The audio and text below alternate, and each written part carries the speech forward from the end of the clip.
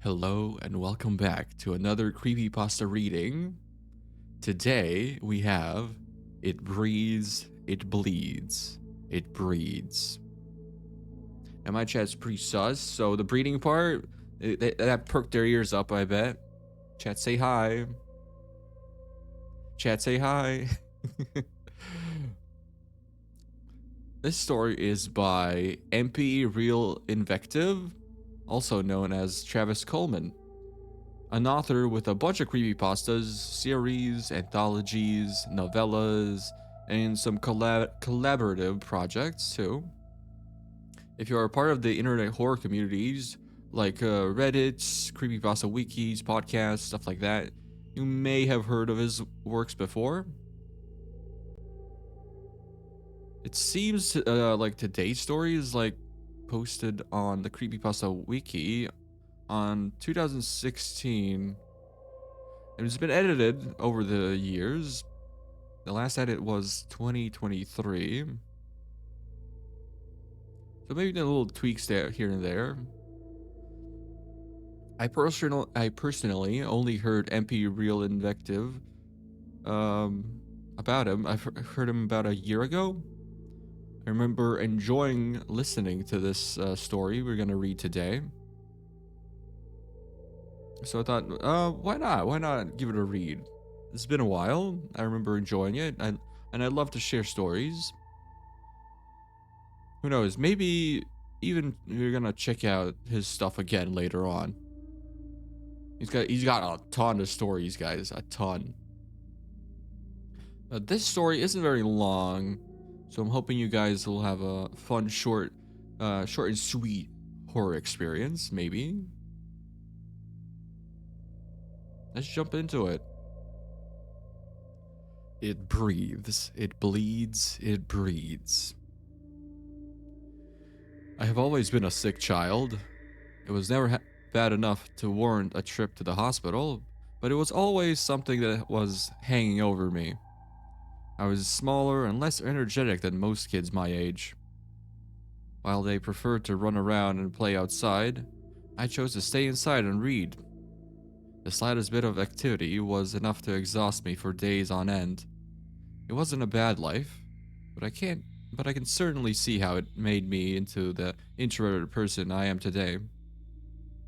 I took comfort in books, and I experienced the world through them. It wasn't until I turned 23 that I began to question myself. Everyone around me seemed to be getting married and settling down, but I wasn't. I had a few friends at work, but no one who really hung out with in my free time. My family was gone.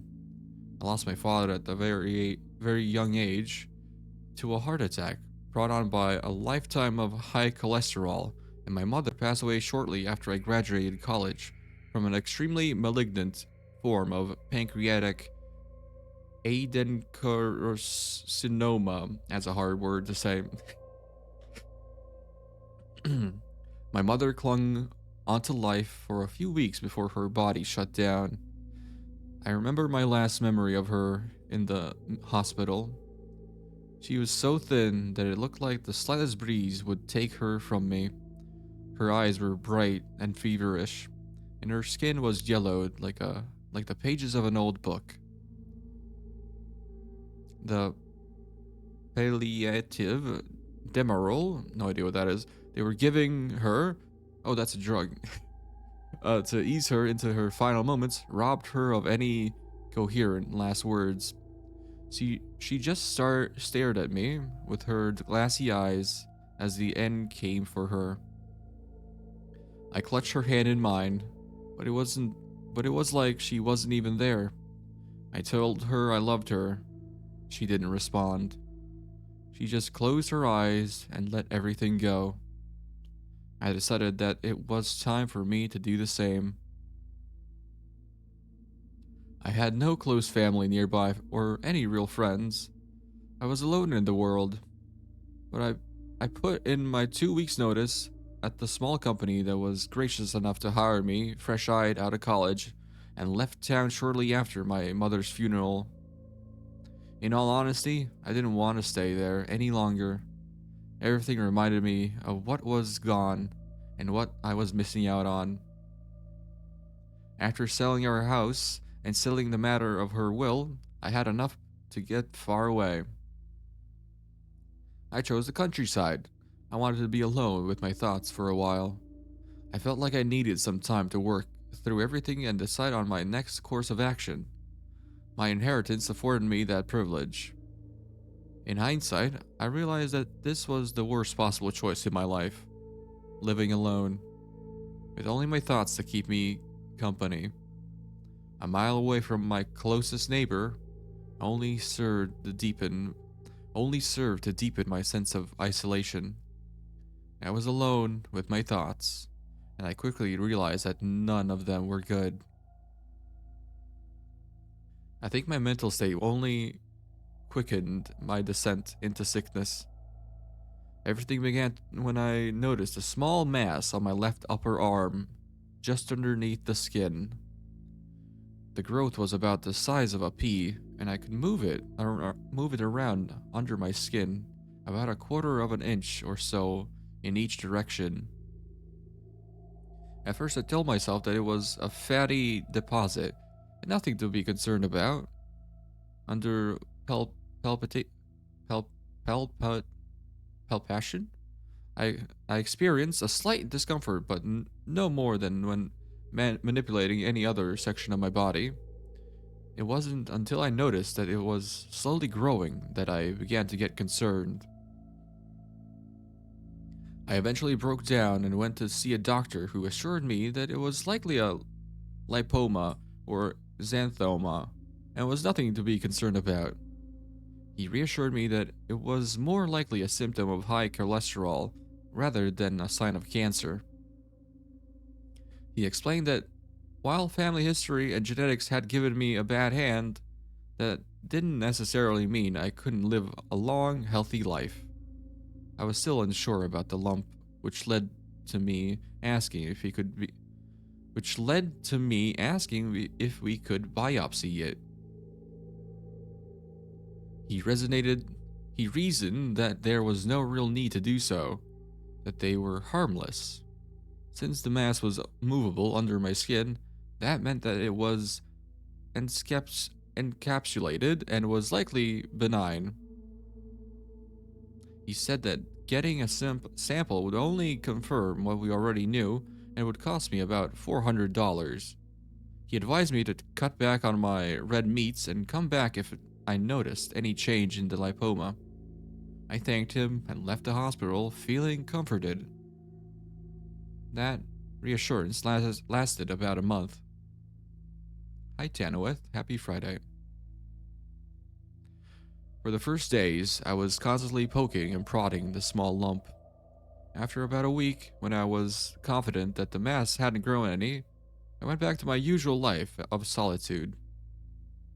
I woke up late every morning and read, did some minor chores around the house, and thought about what direction I wanted my life to go in and what field I wanted to work in.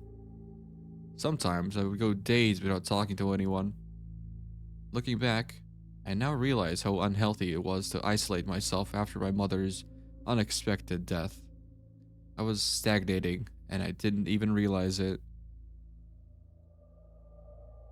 About a month after getting my lipoma checked out, I began to experience a stinging pain in my upper left arm. That discomfort brought back the memory of my visit to the doctor. The mass on my arm was now dime-sized. I could still move it, but now the slightest touch felt like I was being poked with a needle. I left it alone for a few days, hoping against hope that this was all my imagination running rampant. But the pain continued. I think some sad part of me thought that it would go away if I ignored the issue long enough. To be honest, I was worried about going back to the hospital. That was partially due to the fact that I was afraid of what the diagnosis would be. A growth can be a symptom of cancer. My mother's experience in the hospital also kept me from going. I lived with the slowly growing mass for about a week before I realized how dire the situation was. It wasn't until I woke up one night with a stinging pain in my arm that I decided to go back to the doctor. I rolled out of bed and went to the bathroom to look at my arm. I figured that I had slept on my arm wrong, or possibly struck it against something, and that was what caused me the pain. I realized I was I realized I was wrong when I flipped on the light switch and saw a small bit of caked blood around the area of my upper arm. I hopped into my shower to wash away the silver dollar sized splotch of blood and had a startling realization. There was a fingernail sticking out of my arm. At first, I thought that I had inadvertently rolled over and accidentally jabbed a clipped toenail into my skin. But as I went to pull it, I experienced a sudden tearing pain that actually made me gasp. It felt like I had grabbed a nerve and it felt like I had grabbed a nerve ending and pulled on it. I rinsed off the area and examined it. The nail appeared to be sticking out of my skin rather than piercing it. When I painfully shifted the lipoma, the nail wiggled and receded further into my skin as if it was part of a mass itself. I made up my mind and then and there to go to the doctor first thing in the morning. At first, the doctor tried to rationalize it the same way I did. He said it was likely a lipoma, and my constant worrying was just making it more pronounced. It wasn't until after I showed him the area that he began to take me more serious. He concluded that the skin ruptured outward instead of inwards, which meant that it had come from under my skin and poked out. I asked if he would excise the lump so we could examine it, and he agreed due to possible risk of infection and identifying the cause of the growth. I turned down his offer for a general anesthetic. He tried to convince me that it would be easier with one, but I asked for a local anesthetic instead. I remember my mother's final moments. Even if it was going to be a simple procedure, I didn't want to experience anything like that ever in my life. A part of me realized that it was my fear of being in the same situation as her that made me so stubborn about this anesthetic. After he explained the procedure to me and its risks, I followed him into an operating room, laid down on the table, and waited for him to begin. I did my best to look away while he worked. I imagined turning my head to see what was happening, only to sneeze into the open wound or faint from the mere sight of the surgery. I did gather up enough courage to look towards the end. I looked up into the mirror to see about an inch of skin peeled away with a slightly red mass beneath it. It didn't look nearly as grotesque or sickening as I thought. Instead, it looked clinical and clean. He set an object in the tray and proclaimed, "I think I got it. Now let's just see what we have." Hi Miller, happy Friday. I heard him drop the heavy tweezers on the ground as if something he had shocked him. I went to look, but he told me I needed to stay still until he could suture up the area. He reassured me that the utensils had just slipped out of his hands, and it was nothing to be worried about. I waited for 10 agonizing minutes of uncertainty as he sutured the area and swabbed it down again with betadine. When he finished, I sat up and looked at what he had set in the tray. It was a grayish mass that was about the size of a misshapen marble. Through the antiseptic scent of the hospital, I smelled something like spoiled meat. I felt my stomach turn as the realization that this had been inside me and it just begun to rot. one end terminated in what looked like a fingernail that had broke through my skin. It wasn't until he asked me if I knew what the term fetus in fetu meant that I connected all the macabre pieces of the jigsaw. Fetus in fetu, a parasitic twin.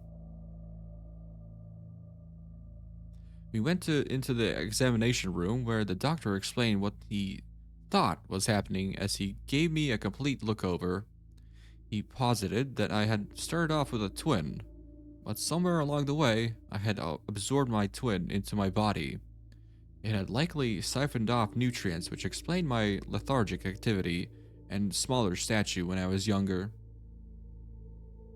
He assumed that the mass had been reabsorbed by my body over the years. There was likely nothing left except the small piece we had just removed. However, as he palpitated, what the fuck, my back, and his face turned cold. I knew that was not what had happened. The doctor said he felt something just above my right kidney, and that exploratory surgery was necessary. He told me that the sooner they performed the procedure, the better. I agreed, and he asserted that I would need to be completely anesthetized for the operation. It was then that I was forced to accept my worst fear. I would have to be sedated like my mother was. I tried to talk my way out of this situation, but my doctor explained that this was a life-threatening issue that needed to be resolved. I eventually relented and consented to the surgery. I spent a sleepless night in the hospital with my stomach growling at me at the entire time. I prayed it was my stomach growling at not having eaten all day rather than the partially formed fetus of my twin inside me. The anesthetist arrived about an hour after I woke up and talked me through the process step by step. She put the needle in my arm and connected it to an IV bag. She asked me if I was ready, and I nodded, terrified about what was happening and horrified about my prognosis. She told me everything was going to be all right, and then hung the IV bag filled with saline, Ativan, and an anesthetic. My last coherent memory before going under was of my mother and her final moments. What happened next was the worst 5 hours of my life. I remember hearing music in my daze. At first, I thought the surgery was over until I heard the surgeon talking over the music, asking for a retractor to hold the surgical area open. I had two horrifying thoughts at that moment. The first being that Nicki Minaj's Anaconda was one of the most discomforting songs to hear playing in an operating room.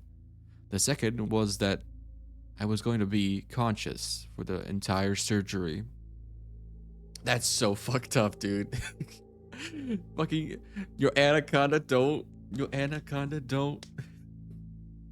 That playing during a surgery while you're just like you can't move, you're like, sedated, but you're still conscious. That's so scary.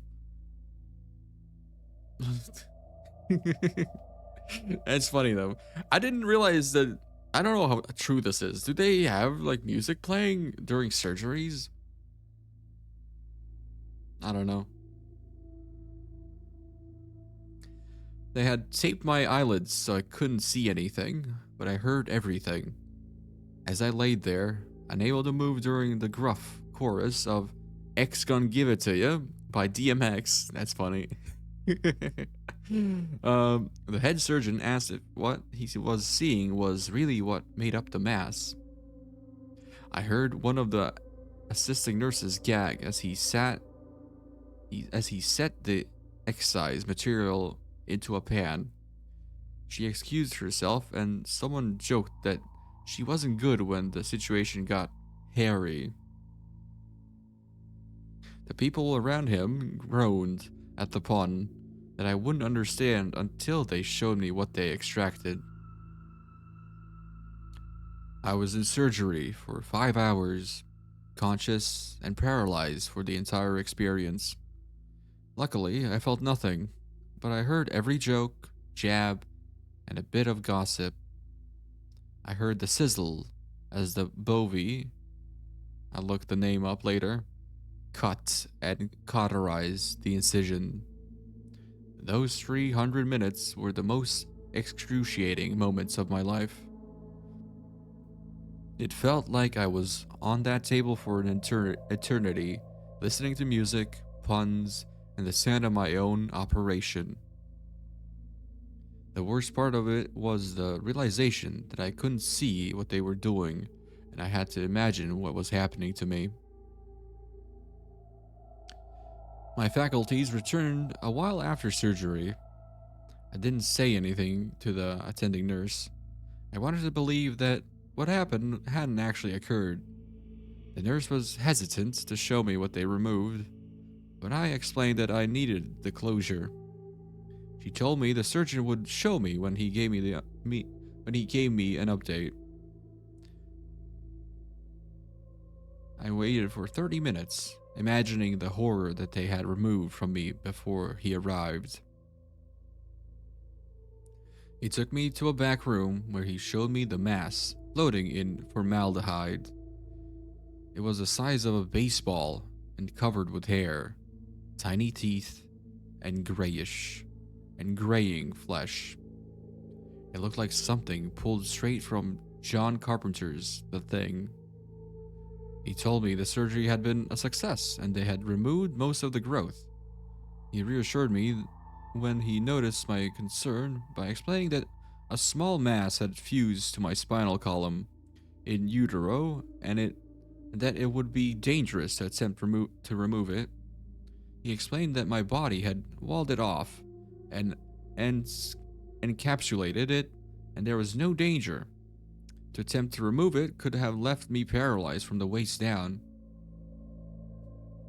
I thanked him and recuperated in the hospital for a few days until I was able to go home. As soon as I got home, I looked into the mirror.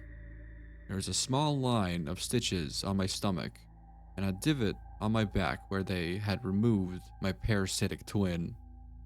I just wanted to put everything behind me and forget about what I had growing and rotting inside of me. I wanted to forget about what I remember from the surgery. I failed on both of those fronts. I spent the next month in a chemical daze. The doctor prescribed me Oxycontin for the pain. At first, I was hesitant to take it, given my history, but the pain soon forced my hand. To be honest, it was pleasant. It felt like a ball of warmth at the center of my core that spread throughout my body 30 minutes after I took a dose. Those 4 weeks drifted by as a fuzzy and warm memory without anything interesting happening.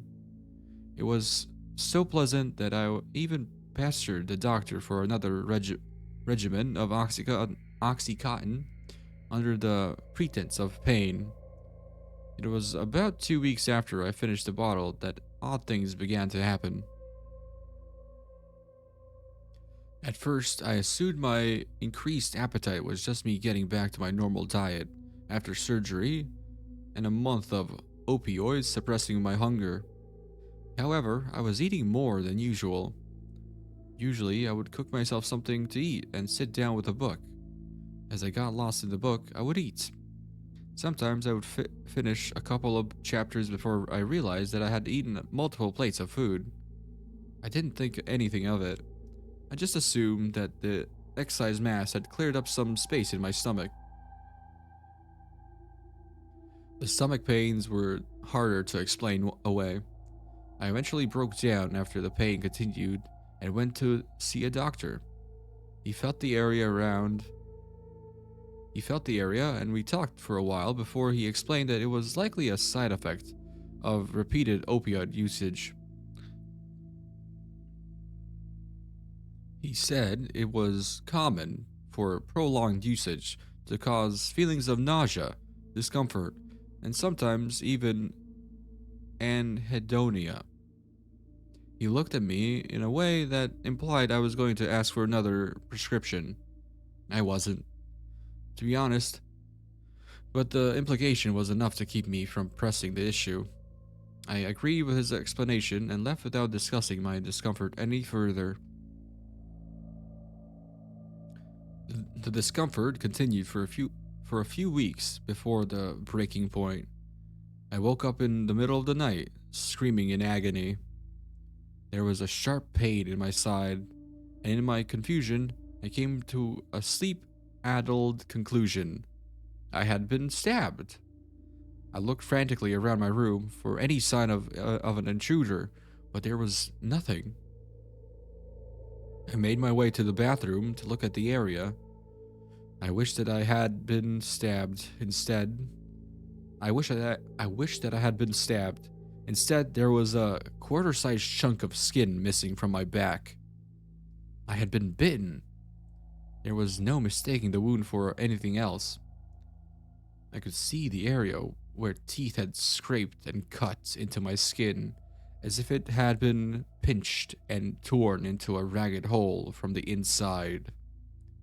I tried to block out the memory of what the mass that was removed from me looked like. It was an amalgamation of hair, graying flesh, and teeth.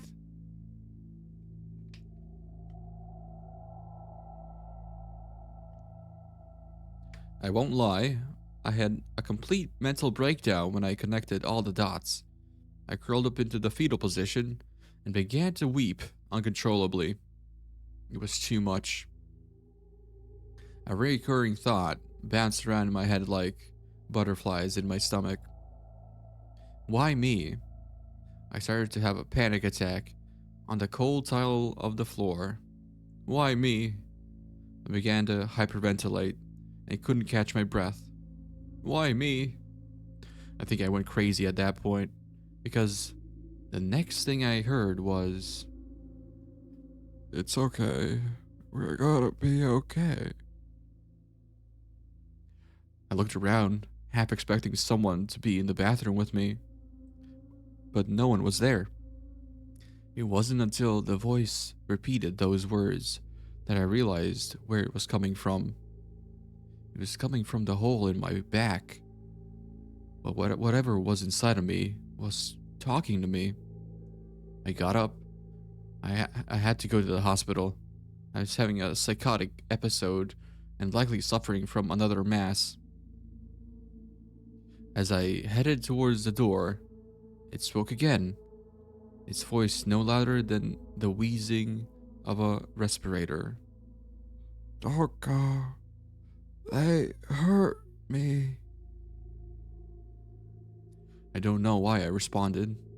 If I had to guess, I would blame it on the ridiculousness of the situation and my complete mental breakdown moments earlier. Something was growing inside of me like a creature from the Alien movie that could talk. I should have sprinted to the nearest hospital screaming, but instead I spoke in a shaky, uncertain voice. I have to. You're hurting me. If I don't, you might even kill me."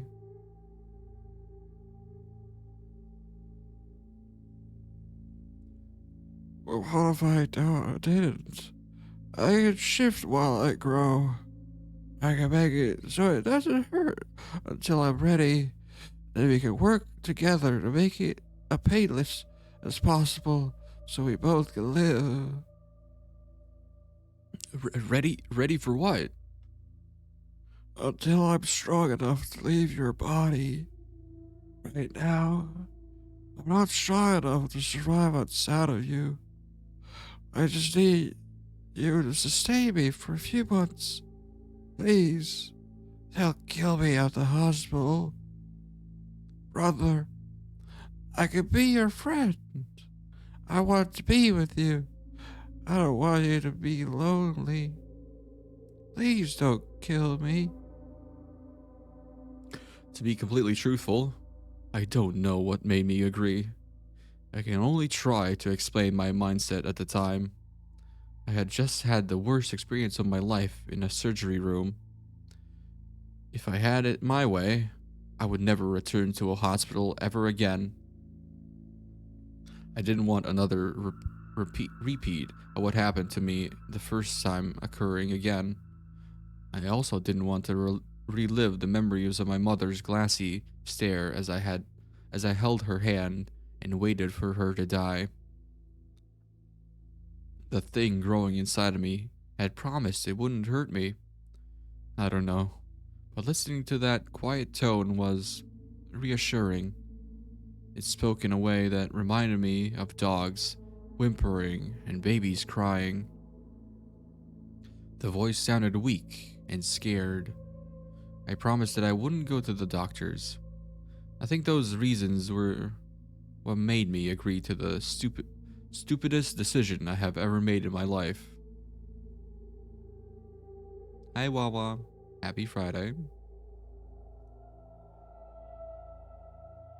The first few days were the most awkward moments I have ever experienced in my life. Every now and then, I would feel it shifting inside of me and apologizing when it moved in a way that brought me discomfort. It explained that the surgery had only mangled it. It would need some time to heal and regrow as it was still in the fetal stage and could produce fatal stem cells to regenerate. It held up its promise, and then the pain I had been experiencing for weeks went away. A large part of me was still driven to go to the doctors and have my parasitic twin removed. I think the only thing preventing me from doing that was how frightened the voice sounded, and the realization that I would be murdering a living, breathing person. It wasn't until dinner one night that I felt any real sense of connection with it. I had just sat down to have a cheap microwave dinner when the voice spoke. What are you doing? I was taken aback, as it had previously only spoken when it was apologizing for shifting. I responded that I was eating and reading a short story. We can remember it for you wholesale, from an anthology. He asked me to read the story to him, and I did.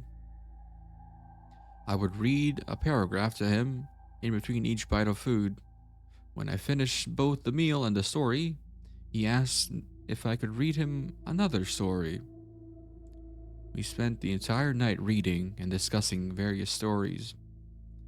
As I enjoy multiple genres, I read a wide range of stories to the voice as it quietly listened. It wasn't until the sun crept in through the blinds that I realized how much time had passed. I had lost track of time while I talked to my twin. We had read dozens of short stories and spent hours talking about the ones we liked best. I went to bed after I promised my companion that we would continue this later. It became a daily fixture of our lives. Sometimes the voice would talk to me as I did chores or cooked a meal. I would always sit down for the meal with a book, and I would read aloud while I ate. Sometimes I would have to stop and explain an event to them, but most times they just listened quietly and waited patiently. Afterwards, we would discuss our feelings on the book or what we thought was going to happen. A sad part of me realized that this was the closest thing I had to a friend in almost a decade. I found myself looking forward to the discussions we would have after each meal. One night, a few weeks after their discovery, I heard the voice talking to me. I can only assume that it thought I was sleeping when it spoke those words. I had been asleep until I felt them shifting inside of me. What had once unnerved me now reminded me of a baby turning in their mother's womb. The voice twisted in my stomach and began talking. Soon I'll be with you. Soon I'll be able to touch you with my own hand.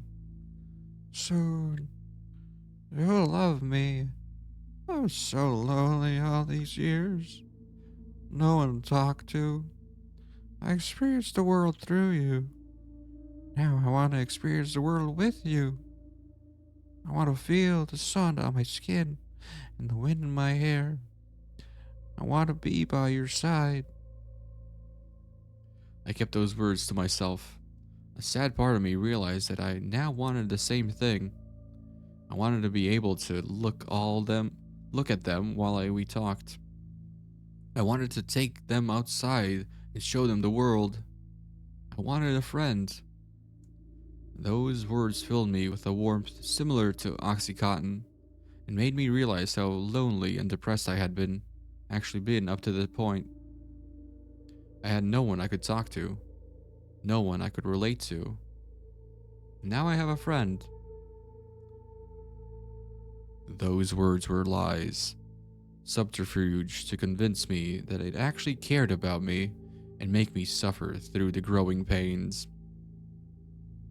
The veneer of fraternity and friendship sloughed off to reveal the decay underneath.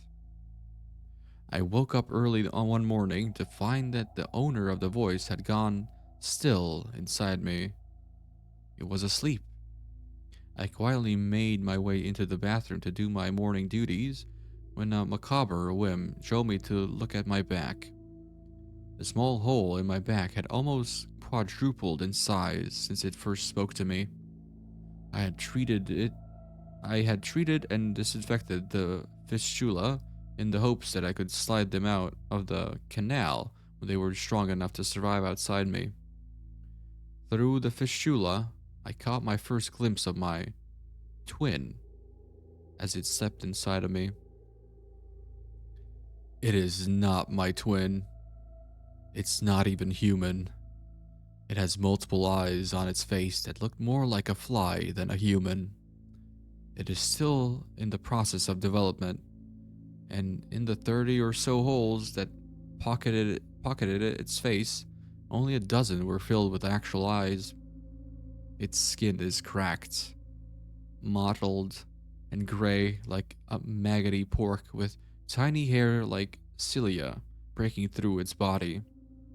The thing's mouth looks like a lamprey eel, a concentric circle of needle-sharp teeth with a grotesque sucking appendage in the center. I stared in horror for a few minutes before I realized that it was starting to stir. I moved away from the mirror and did my business before it actually fully woke up. I left the bathroom knowing that this thing was not to be trusted. It had grown faster than any organism should. In a few weeks, it went from the size of a softball to the size of a watermelon. It was swollen like a cancer inside of me, and only now do I realize how thin I've actually become due to it siphoning off my nutrients. I don't know where I contracted this thing. It isn't an absorbed fetal twin.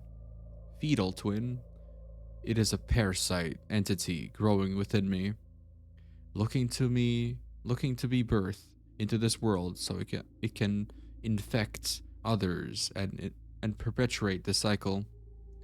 It will find the weak-willed, the weary, the wretched, and it will take advantage of them. It'll promise them false friendship and hollow hope as it incubates inside them. It is not human. It is nightmare incarnate. How else could it regrow so quickly after being torn out of me by doctors? The growth they removed was a bud, like ejected to seed another part of my body. I can now feel dozens of other lumps on my arms, legs, and groin. Embryos in development. I am a hive. Now its every movement sends waves of agony through me. It is strong enough to survive on its own, and it doesn't need its wretched host anymore.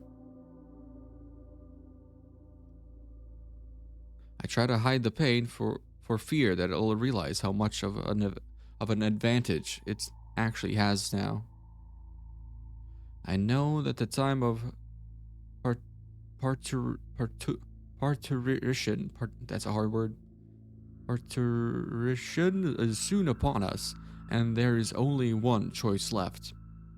It will likely kill me on its way out, to prevent me from trying to stop it.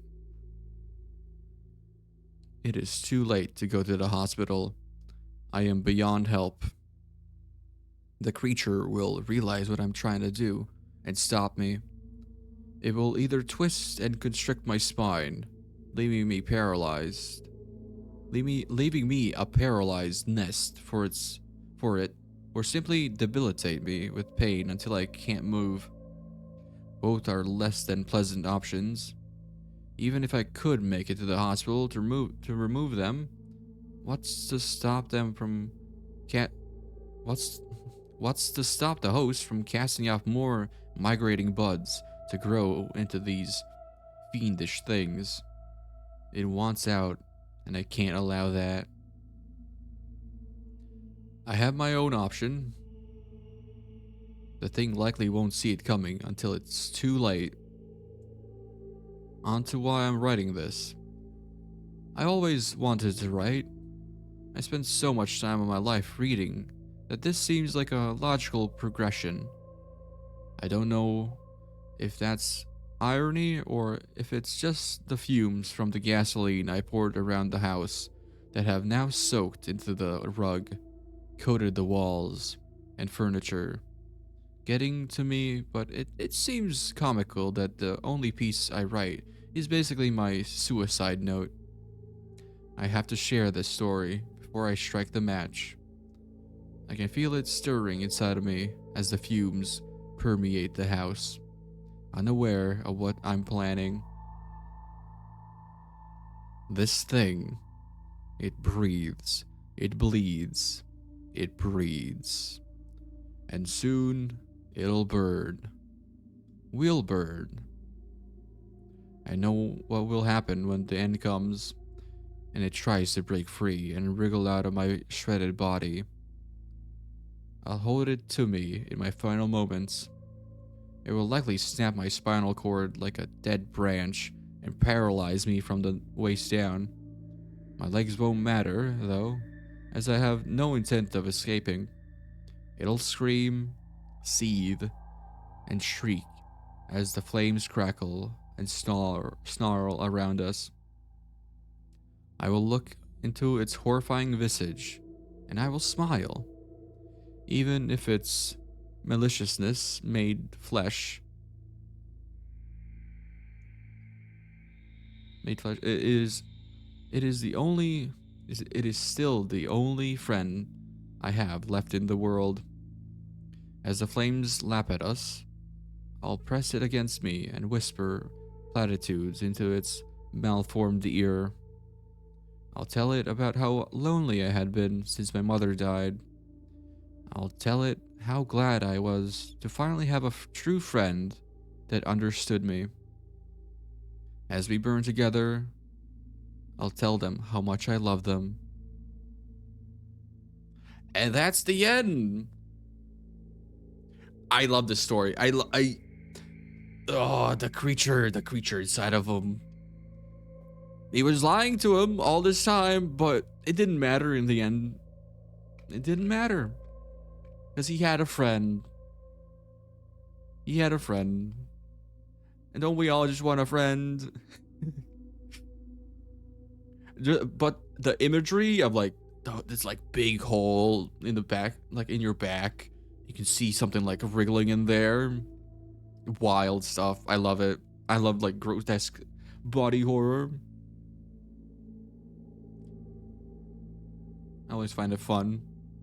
with my wild imagination, just like imagine what it could be like. And at the end, he said that he was feeling more lumps, so there's more, definitely more of them inside of him.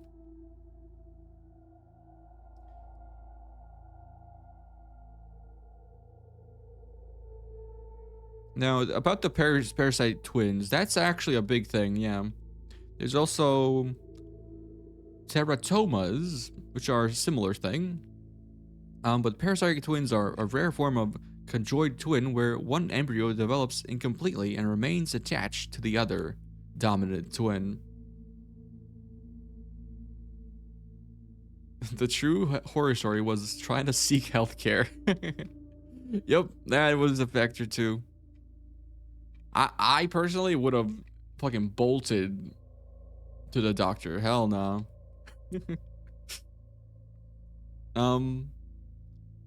The parasitic twin, also known as fetus in fetu, the word that I mentioned in the story, is severely underdeveloped and relies on the other twin's cardiovascular system for survival. So, like, it feeds through the blood, I think, resulting in the developed twin being born with extra undeveloped limbs, organs, or tissue.